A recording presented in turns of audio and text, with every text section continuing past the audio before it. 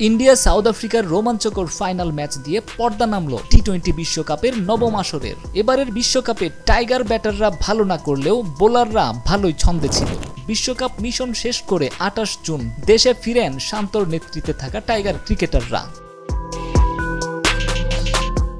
দেশে ফিরতে না ফিরতেই আবারও বিমানবন্দরে টাইগারদের 3 ক্রিকেটার। লঙ্কা প্রিমিয়ার লিগ খেলতে আজ দেশ ছাড়লেন তৌহিদ হৃদয় সহ তাসকিন আহমেদ ও মুস্তাফিজুর রহমান।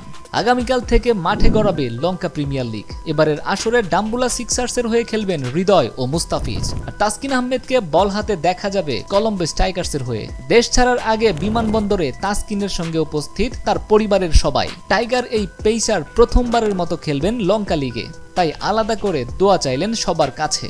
প্রথমবার যাচ্ছি এলপিএল খেলতে, দোয়া করবেন সবাই যাতে সুস্থ থাকি, ভালো থাকি। এলপিএল এর আগের আসরে দারুণ পারফর্ম করেছিলেন হৃদয়। এবার দ্বিতীয়বার খেলতে যাওয়ার আগে বর্তমানে দেশের ধারাবাহিক এই ব্যাটার বললেন, কোনো টার্গেট নেই, দোয়া করবেন। আগামী 1 থেকে 21 জুলাই বাংলাদেশ থেকে এলপিএল কাঁপাবে হৃদয়, তাসকিন, মুস্তাফিজ রাই।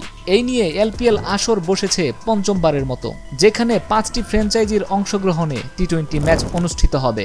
এরপর 3টি প্লে অফ ও ফাইনাল দিয়ে টুর্নামেন্ট শেষ হবে।